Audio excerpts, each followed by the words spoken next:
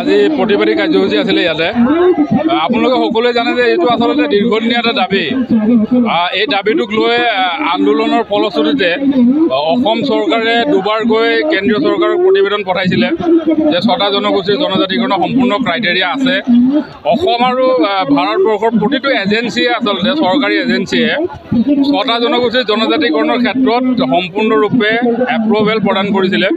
আৰু তাৰ পৰৱৰ্তী সময়ত 2019 চনৰ জানুৱাৰী মাহত ৰাজ্যসভাত বিজেপি চৰকাৰখনৰ জৰিয়তে বিল উত্থাপন হৈছিলে।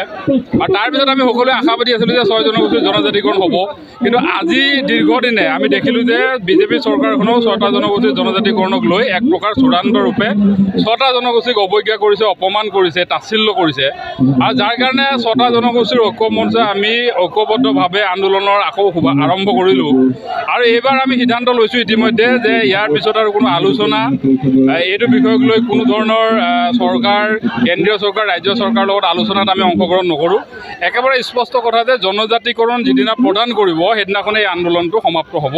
তাৰ আগলৈকে আন্দোলন চূড়ান্ত পৰ্যায়ত চলিব। আজি আৰম্ভ হৈছে আৰু এই আন্দোলনৰ শেষ তেতিয়াই হ'ব যেতিয়া জনজাতিকৰণৰ মৰ্যাদা প্ৰদান কৰা হ'ব। কাৰণ জনজাতিকৰণক লৈ আচলতে অসমৰ মুখ্যমন্ত্ৰীগৰাকীয়ে কৈ থকা অসমৰ অস্তিত্ব ৰক্ষাৰ বিষয়টো জড়িত হৈ আছে। অসমৰ ভূমি, অসমৰ ভাষা সংস্কৃতিৰ সুৰক্ষা তেতিয়া হ'ব যেতিয়া ৬ জনগোষ্ঠীয়ে জনজাতিকৰণৰ মৰ্যাদা পাব।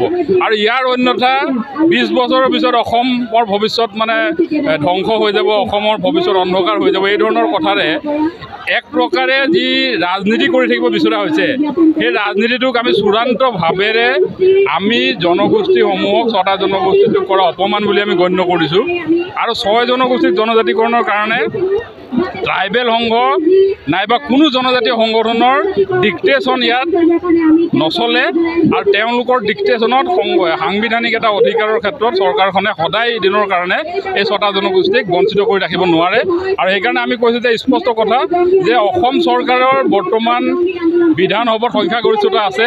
যদি জনজাতিকৰণৰ ক্ষেত্ৰত এক্সিষ্টিং ST-সকলৰ কিবা আপত্তি তেওঁলোকে ইয়াত নিষ্পত্তি কৰিব লাগে, তেতিয়া বিধানসভাত সংখ্যাগৰিষ্ঠতা থকা বিজেপি চৰকাৰখনে নিষ্পত্তি কৰক, বিধানসভাত বিশেষ অধিৱেশন কৰক।